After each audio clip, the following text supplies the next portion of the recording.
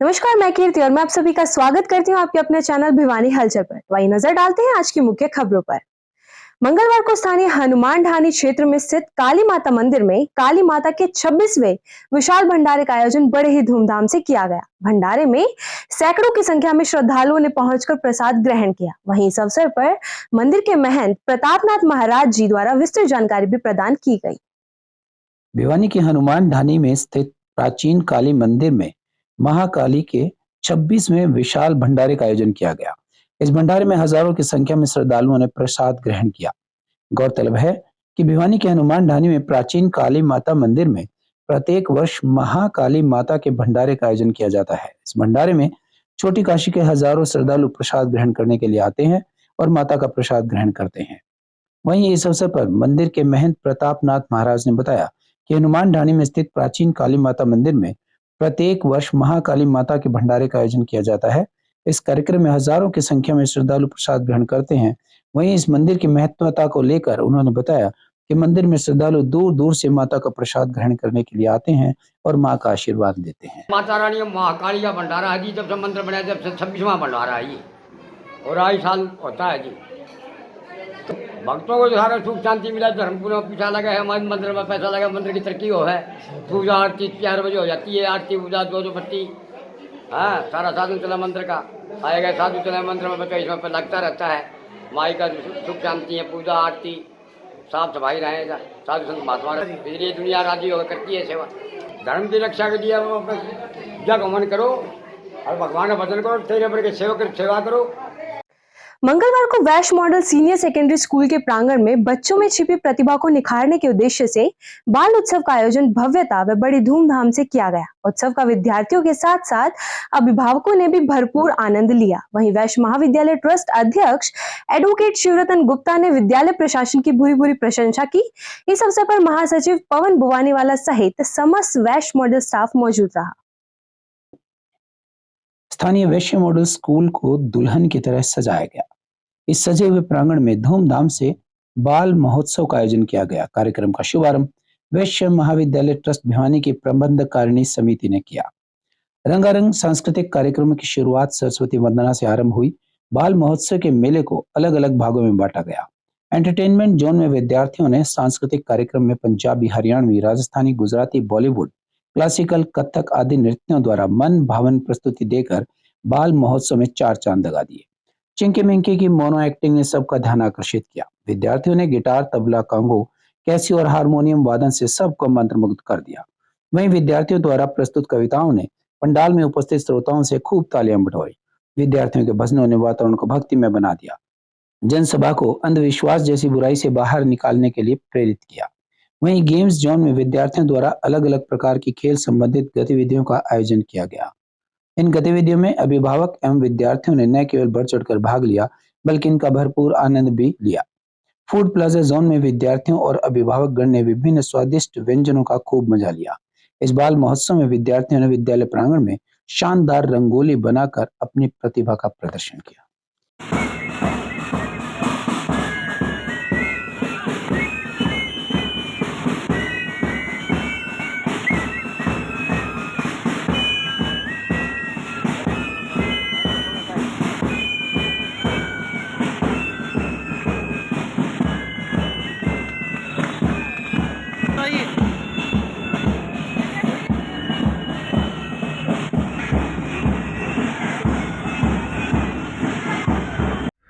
आज परम प्रसन्नता का विषय है कि वैश्य मॉडल सीनियर सेकेंडरी स्कूल बालोत्सव का आयोजन कर रहा है और ये बालोत्सव पहला प्रयास है, लेकिन जिस प्रकार से आप देख रहे हो कितनी भव्यता से इस कार्यक्रम का आयोजन किया गया है, मैं समझता हूँ कि पूरा अभिभावक वर्ग, पूरे बच्चे इसका पूरा लाभ और आनंद लेंगे।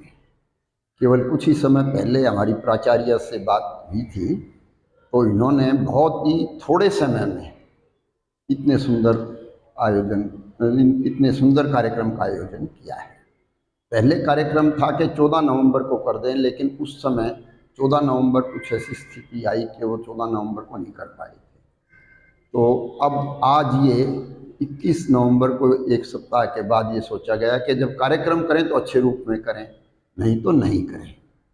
मैं समझता हूँ कि जो इस प्रकार के कार्यक्रम है ना, वो बच्चों को एक ऐसा अवसर प्रदान करते हैं जिससे उनके अंदर की छिपी हुई प्रतिभा है वो बाहर निकल सके।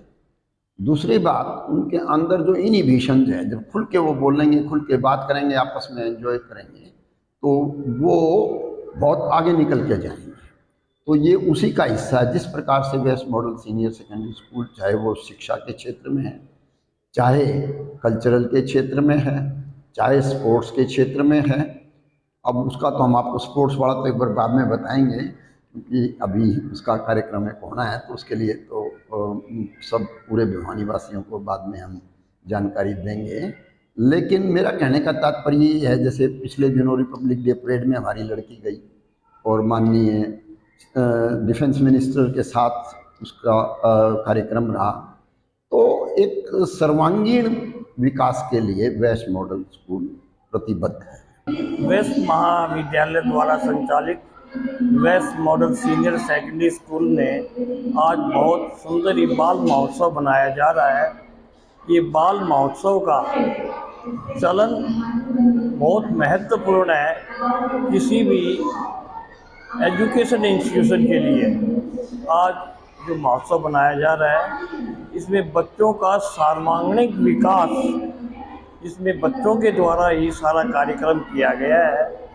भिन्न भिन्न तरह की स्टॉलें लगाई गई है, खेल की स्टॉलें हैं, खाने की स्टॉलें हैं, और उन बच्चों द्वारा ही कूपन डिस्ट्रीब्यूट किए गए हैं। और वे बच्चे इस महत्व को जानते हुए तरह तरह की कोकुलर एक्टिविटीज कर रहे हैं। सांस्कृतिक जो देश की धारा है, हमारी पुरानी संस्कृति है, उस संस्कृति को चलाए रखने के लिए ऐसे प्रोग्रामों का होना बहुत ज़रूरी है। मैं मेरी मैनेजमेंट को, मैं मेरे स्टूडेंट्स को इस मौके पे बहुत बहुत सभी स्टाफ को बधाई देता हूँ कि ऐसा प्रोग्राम जिसमें बच्चों का सर्वांगीण विकास हो, जिसमें बच्चों की एजुकेशन ज़्यादा से ज़्यादा बढ़े, ऐसे कार्यक्रमों का करना बहुत महत्वपूर्ण है।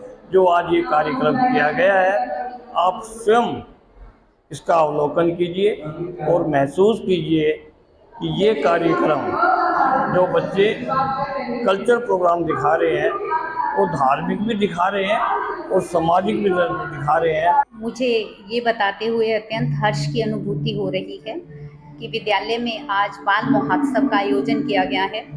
विद्यालय का हमेशा ये प्रयास रहता है कि विद्यार्थियों को अनुशासित और सुसंस्कृत वातावरण देकर उनको भावी जीवन के लिए तैयार किया जाए, ताकि भविष्य में वो एक सफल जीवन जीने के लिए सिद्ध हो सके और साथ ही साथ वो न केवल अपने परिवार बल्कि राष्ट्र और समाज के लिए भी योगदान दे सके। इसके लिए विद्यालय में समय समय पर शिक्षा के साथ साथ अन्य गतिविधियों का भी आयोजन किया जाता है, जिनमें से आज की गतिविधि एक है। आज हमारे शिक्षक और गैर शिक्षक वृंद ने मिलकर एक ऐसा वातावरण तैयार किया है जहां विद्यार्थियों की जो अन्य क्षमताएं हैं पढ़ाई से अलग हटकर उनका संवर्धन हो सके और वो बड़ी रुचि के साथ, बड़े हर्ष के साथ, बड़े मनोयोग के साथ इन गतिविधियों में भाग ले रहे हैं और भावी जीवन के लिए अपने आप को तैयार कर। भिवानी जिले के गांव तालू में मंगलवार को सरेआम गोली चलने का मामला सामने आया है। आपको बता दें कि सुबह एक मोटरसाइकिल पर सवार 3 युवकों ने अमरजीत नामक युवक पर हमला कर दिया। वहीं तुरंत पुलिस मौके पर पहुंची और घायल को भिवानी के सामान्य अस्पताल ले जाया गया, जहां डॉक्टर ने उसे रोहतक रेफर कर दिया। मामले में पुलिस द्वारा आगामी कार्रवाई की जा रही है। मामले के बारे में जानकारी देते हुए अमरजीत के पिता इंद्र ने बताया कि उनके बेटे अमरजीत को मोटरसाइकिल पर सवार बदमाशों ने गोली मारी है, जो उसकी कमर में लगी। अमरजीत को हॉस्पिटल लाया गया। उन्होंने आरोप लगाया कि डायल 112 पर कॉल की गई, लेकिन वहां से कोई नहीं पहुंचा। एम्बुलेंस से वे उसे हॉस्पिटल लेकर आए। उन्होंने बताया कि बदमाशों में से एक को वो जानते हैं। उन्होंने कहा कि उन्होंने पहले भी उसके पांव में गोली मारी थी और अब फिर से उसे गोली मार कर गए हैं। वहीं घायल का इलाज कर रहे डॉक्टरों ने बताया कि हालत देखते हुए उसे पीजीआई रोहतक रेफर कर दिया गया है। उन्होंने बताया कि गोली उन्हें मिली नहीं, लेकिन गोली का लिक्विड मिला। एसएचओ सदर थाना कुलदीप कुमार ने बताया कि भिवानी के गांव तालू में गोली चलने की सूचना प्राप्त हुई थी। सूचना पर पुलिस की टीम मौके पर पहुंची और अपनी कार्रवाई आरंभ कर दी। गाँव में हुई हमारे खुद सारे परिवार के घर है उस जगह हुई है, और पहले भी उड़े गोली मारी थी इस औरत ने, जब भी इसका कोई कुछ नहीं हुआ और न कुछ, और प्रशासन भी ढीला था। हमने 112 पर नंबर कराया तो क्या द्वारा कोई नहीं आई। तने हमें कम से कम 1.5 घंटा लग गया उड़ा। कब की बात? ये 10:15 10:30 की। क्या नाम है जिसको गोली लगी? अमरजीत है जी, इसकी 27-28 साल होगी उम्र। तो गोली मारने आए किस चीज पर आए थे? कितने लोग थे? वो 3 थे जी मोटरसाइकिल पे, और अंदर मैंने वहां से उठा के और घर गिर के आया हूँ मोटरसाइकिल में। मैं अकेला था, मैं भी बिचड़ा, मैंने गाड़ी पाई नहीं, फिर एम्बुलेंस बुलाई हमारे वाले ने। तो पहचान हुई कौन थे वो? गोली एक न पहचानू हूँ मैं, कौन था? वो सुशील का आनंद। गाँव का ही? हाँ, उसने पहले भी गोली मारी थी, इसका बम लाग रही है पासों में। एक पेशेंट आया था हमारे पास, तालू में कोई हादसा हुआ है, वो थोड़ा सा सीरियस था। उसको स्टेबल करके सारी चीजें करके एमएलआर प्रिपेयर करके उसको पीजीआई रोहतक आगे फर्दर ट्रीटमेंट के लिए हमने रेफर किया। क्या नाम? पेशेंट का नाम अमरजीत था। एक एंट्री वुंड मिला था, गोलियां तो नहीं कह सकते अभी कितनी, लेकिन एक वुंड मिला था जिसके तहत हमने आगे कार्रवाई के लिए भेज दिया। कि तालू गांव में जो है वो फायरिंग हुई है। मौके पे पहुंचे तो क्लियर हुआ कि अमरजीत उर्फ काड़ा पुत्र इंदर सिंह गांव तालू, इसको गन शॉट इंजरी जो है वो हुई है। प्राइमा फेसिया जो पूछताछ की गई, वहाँ एक बाइक बरामद हुआ है और 3 व्यक्ति जो है वो इसमें इंडल्ज जो है वो बताए गए हैं। कार्टराइज जो है वो वहाँ बरामद हुए हैं, जिनको कब्जा पुलिस में लेकर कार्रवाई अमल में लाई है। इनका पुराना एक मुकदमा भी दर्ज है, उस एंगल से भी अनुसंधान जो है वो किया जा रहा है, और कोई नया एंगल इसमें जुड़ता है तो उस तरफ भी जो है हम कार्रवाई करेंगे। हरियाणा युवा कांग्रेस के अध्यक्ष दिव्यांशु बुद्धिराजा ने युवा जोड़ो हरियाणा जोड़ो अभियान का श्री गणेश किया और युवाओं को 7 मुद्दों का मंत्र भी दिया। वहीं इस अवसर पर उन्होंने हासी रोड स्थित एक रेस्तरां में युवा कांग्रेस के जिला अध्यक्ष एवं अधिवक्ता विकास कुमार की अध्यक्षता में आयोजित युवा कांग्रेस के पदाधिकारियों की बैठक को संबोधित किया। वह कहा कि सरकार की जन विरोधी नीतियों के प्रति लोगों में जागरूकता लाई जाएगी। युवा कांग्रेस के अध्यक्ष दिव्यांशु बुद्धिराजा ने हांसी रोड स्थित एक रेस्टोरेंट में युवा कांग्रेस के जिला अध्यक्ष एवं अधिवक्ता विकास कुमार की अध्यक्षता में आयोजित युवा कांग्रेस के पदाधिकारियों को संबोधित किया। उन्होंने कहा कि सत्तारूढ़ सरकार ने युवाओं का भविष्य अंधकार में बना दिया है, क्योंकि सेना में अग्निवीर योजना लागू करके युवाओं को फिर से बेरोजगारी की लाइन में खड़ा करने पर मजबूर कर दिया है। स्कूल शिक्षा, बेरोजगारी, व्यापारी, गृहिणी, मजदूर, किसान के अलावा हर वर्ग बेहद परेशान है। अग्निवीर योजना ने शहीदों का दर्जा खत्म कर दिया है। सरकार की ढिलाई की वजह से प्रदेश में नशाखोरी चरम सीमा पर है। शिक्षकों से पढ़ाई के अलावा अन्य दूसरे कार्य करवाए जा रहे हैं। उन्होंने कहा कि सरकार की जन विरोधी नीतियों के प्रति लोगों में जागरूकता लाई जाएगी और उसके बाद 2 दिसंबर से जिला स्तर पर युवा कांग्रेस प्रदर्शन करके सरकार की आंख खुलवाने का प्रयास करेगी। अभियान की शुरुआत करी है युवा जोड़ो हरियाणा जोड़ो अभियान, और उसी अभियान के तहत आज हम लोग भिवानी में पहुंचे हैं। हरियाणा के अलग अलग हिस्सों से हरियाणा के नौजवानों की आवाज़ उठाने का युवा कांग्रेस ने समय समय पे काम किया, लेकिन शायद प्रदेश की खट्टर दुष्यंत चौटाला सरकार ने उन सभी मुद्दों को अनसुना करने का काम किया। इसलिए हम लोगों ने ये निर्णय लिया है कि हरियाणा के नौजवानों से जुड़े 7 बड़े मुद्दों को इस प्रदेश सरकार के समक्ष लामबंद तरीके से उठाने के लक्ष्य से हम लोग काम करेंगे। इस अभियान के माध्यम से पहला हमारा मुद्दा सरकारी भर्तियों को लेकर रहेगा। जिस प्रकार से इस प्रदेश के अंदर आज सरकारी भर्तियां भ्रष्टाचार की भेंट चढ़ चुकी हैं, इस सरकार को मैं पेपर लीक सरकार का नाम देना चाहूँगा। तो पहला मुद्दा हमारा सरकारी भर्तियों को लेकर रहेगा। दूसरा मुद्दा हमारा, क्योंकि देश के अंदर सेना भर्ती की अग्निवीर भर्ती योजना ये सरकार लेके आई है, जिसके तहत सेना के अंदर 4 साल के बाद सैनिक को रिटायर करके घर भेज दिया जाएगा। तो दूसरा मुद्दा हमारा अग्निवीर सेना भर्ती योजना को लेकर रहेगा।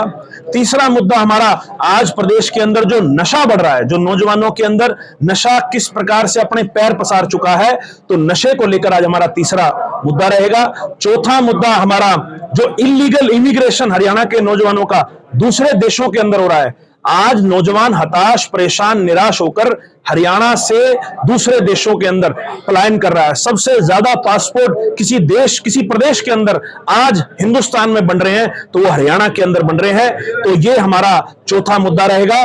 पांचवा मुद्दा हमारा स्कूलों और कॉलेजों के अंदर जो शिक्षा का स्तर निरंतर गिर रहा है।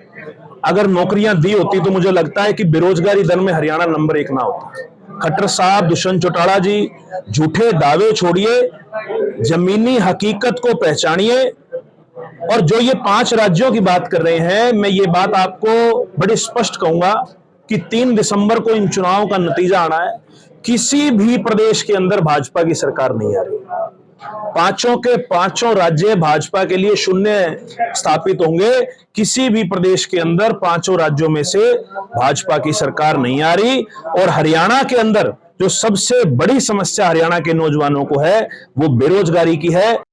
सूचना, लोक संपर्क, भाषा तथा संस्कृति विभाग के मार्गदर्शन में केंद्र व प्रदेश सरकार की जन कल्याणकारी नीतियों व योजनाओं को जन जन तक पहुंचाने के लिए स्थानीय पंचायत भवन के सभागार में लोक कलाकार यूनिट तथा लोक कलाकारों को सूचीबद्ध आधार पर रखने के लिए साक्षात्कार लिए गए। चयनित कलाकार केंद्र व प्रदेश सरकार की जन कल्याणकारी योजनाओं का प्रचार प्रसार करेंगे। साक्षात्कार प्रक्रिया में उपायुक्त नरेश नरवाल के निर्देशानुसार सदस्य संगीत विशेषज्ञ DIPRO सुरेंद्र सिंगल सदस्य सचिव व संगीत विशेषज्ञ ने आमंत्रित सदस्य के रूप में निर्णायक मंडल की भूमिका निभाई। यह भूमिका निभाते हुए भजन पार्टी के कलाकारों का चयन किया गया। DIPRO सुरेंद्र सिंगल ने बताया कि सूचना, लोक संपर्क, भाषा और सांस्कृतिक विभाग हरियाणा के महानिदेशक डॉक्टर अमित कुमार अग्रवाल के मार्गदर्शन में प्रदेश व केंद्र सरकार की विकास एवं जन कल्याणकारी नीतियों को जन जन तक पहुंचाने के लिए कलाकारों को सूचीबद्ध किया गया है। उन्होंने बताया कि पार्टी व कलाकारों को विभाग की ओर से निर्धारित दर से मानदेय का भुगतान भी किया जाएगा। जिले में सरकार की विकासात्मक योजनाओं को आम जन तक पहुंचाने के लिए लोक शैली के माध्यम से सीधा संवाद कारगर रहेगा। देखिए, हरियाणा सरकार की ओर से जो सरकार की जन कल्याणकारी नीतियां हैं उनको जनता तक पहुंचाने के लिए कलाकारों को सूचीबद्ध किया जाता है। ये एक सामान्य प्रक्रिया है। हर 3 साल के बाद कलाकारों को सूचीबद्ध किया जाता है। उसी कड़ी में आज पूरे भिवानी जिले के कलाकारों के पहले आवेदन आमंत्रित किए गए थे और उन आवेदनों की छंटनी करने के उपरांत आज उनके सूचीबद्ध के लिए इंटरव्यू लिए गए हैं। बहुत अच्छे कलाकार आए और इसका परिणाम कुछ समय बाद जारी किया जाएगा। किन किन विधाओं के लिए इसमें क्या? इसमें अगर हम बात करें तो नाट्य विधा में रखे गए हैं, भजन मंडली में रखे गए हैं और एकल कलाकार रखे गए हैं। वाद्य यंत्र भी इसमें रखे गए हैं। हाँ, एकल कलाकार जो एकल विधा है उसमें हारमोनियम वादक हो सकता है, ढोलक वादक हो सकता है। एकल कलाकार में एकल आर्टिस्ट हो सकता है। और इनका मुख्य उद्देश्य यही है, सरकार की जो जन कल्याणकारी नीतियां हैं वो आम जनता तक पहुंचे। क्योंकि जो ये मीडियम है ना, जैसे आज सोशल मीडिया का टाइम आ चुका है। सोशल मीडिया, हर व्यक्ति के पास मोबाइल है, लेकिन गाँव का एक ऐसा तबका दूर बैठा है जो मोबाइल से आज भी दूर है। उन लोगों तक पहुँचेंगे। ये एक मीडिया का काम करेंगे ये आर्टिस्ट। कितना बेनिफिट हो पाएगा? कहीं ना कहीं निश्चित रूप से बेनिफिट होगा। क्योंकि जैसे स्वांग की बात करें, एक टाइम था जब स्वांग एक मीडिया के रूप में काम करता था और आज भी गांव का मान लिया कोई अनपढ़ व्यक्ति है, वो मोबाइल उसको चलाना नहीं आता, उसके पास अगर एक कलाकार उसके पास पहुंचेगा जाकर और अपनी बात रखेगा और सरकार की योजनाओं को बताएगा तो वो निश्चित रूप से उसका लाभ होगा। जैसे अभी सरकार की ओर से मुख्यमंत्री तीर्थ यात्रा योजना एक घोषित की गई है माननीय मुख्यमंत्री महोदय द्वारा, उसके ऊपर नाटक आज यहाँ प्रस्तुत किया गया। बड़ा अच्छा नाटक रहा। तो निश्चित रूप से रचनात्मक परिणाम आएंगे इसके। क्या सब अपनी विभिन्न मांगों को लेकर गुस्साए गो सेवकों ने मंगलवार को नगर परिषद कार्यालय के बाहर धरना शुरू कर दिया। इस अवसर पर गो सेवकों ने नगर परिषद प्रशासन के खिलाफ जमकर नारेबाजी की। वे जल्द से जल्द उनकी मांगे पूरी किए जाने की मांग भी की। धरने की अध्यक्षता गोरक्षा दल के जिला अध्यक्ष संजय परमार ने की। संजय परमार ने बताया कि रात के समय नगर परिषद की एम्बुलेंस खराब होने के कारण गोवंश को उपचार नहीं मिल सकता और उसकी मौत हो जाए। इसके लिए प्रबंध किया जाए। इसके लिए अधिकारियों से बातचीत भी की गई, लेकिन कोई संतुष्टिजनक जवाब उन्हें नहीं दिया गया। इसके कारण उन्होंने गो सेवकों के साथ मिलकर नगर परिषद कार्यालय के मुख्य गेट के सामने धरना शुरू कर दिया। गो सेवक संजय परमार ने बताया कि नगर परिषद द्वारा दी गई एम्बुलेंस कई दिनों से खराब है और उस पर 24 घंटे चालक देने की बात कही गई थी, लेकिन चालक महज 8 घंटे रहता है। इसके अलावा उन्हें न ही तो चिकित्सक दिए गए हैं और न ही टोल फ्री नंबर जारी किया गया है। वे एम्बुलेंस ठीक करवाने के लिए नगर परिषद के अधिकारियों से मिल चुके हैं, लेकिन कोई समाधान नहीं। जब तक उनकी मांगों को पूरा नहीं किया जाएगा, उनका धरना इसी प्रकार जारी रहेगा। संजय परमार, गोरक्षा दल भिवानी। अभी पिछली 15 तारीख को हमने नगर परिषद के खिलाफ एक विरोध प्रदर्शन किया था। वो सांकेतिक रूप से था भाई हमारे को एक तो ये जिन्होंने एम्बुलेंस दे रखी है, बीमार गाय है, देखिए बीमार कुत्ते भी लिए हैं, ये हमने आपके यहाँ पे ला रखे हैं, इनको लाएं कैसे? इनकी गाड़ी जो इन्होंने इनके नाम से है वो खराब हो चुकी है। इन्होंने कहा था कि हम 2 दिन के अंदर एम्बुलेंस ठीक करा देंगे और 24 घंटे के लिए ड्राइवर दे देंगे। आज 1 हफ्ता होने को है और अब तक इन्होंने ना तो हमारी एम्बुलेंस ठीक कराई है जो इनके नाम से है और ना ही को ड्राइवर दिया 24 घंटे के लिए। अब रात को बारात बिरात अगर कोई केस आ जाता है जो हमने सामने रखा है, अब हम इसको लेके कैसे आए? हमने कहा भाई किसी तरह हम लेके भी आ जाएंगे इसको। एम्बुलेंस हमने किसी की मांग रखी है, एम्बुलेंस हमने किसी की मांग रखी है, तो किसी को ड्राइवर कौन चलाएगा इसको रात के टाइम? भाई दिन में तो हम किसी तरह कर लेते हैं। हमने इनकी कम से कम भी 1 महीना होने को है, हम इनका काम इनका है, वो कर रहे हैं, फिर भी रात के टाइम हमको समस्या आ जाती है। रात के टाइम हमको इन गौ तस्करों के साथ मुठभेड़ भी करनी पड़ती। सिर्फ झूठा आश्वासन देते हैं, झूठा आश्वासन देने के बाद आज हम दोबारा से धरने पे बैठे हैं। चेयरमैन साहब बोले मैं आगे सोल्यूशन करा दूंगा, बाहर जा रहा हूँ, अभी तक आया नहीं है। और ईओ ने हमारे को आश्वासन दिया था मैं हर हालत में 2-3 दिन के अंदर तुम्हारी एम्बुलेंस ठीक करा दूंगा। नहीं हुआ। खबरों का सिलसिला यूं ही जारी रहेगा। मुझे और भिवानी हलचल की टीम को दीजिए इजाजत और बने रहिए आपके अपने चैनल भिवानी हलचल के साथ।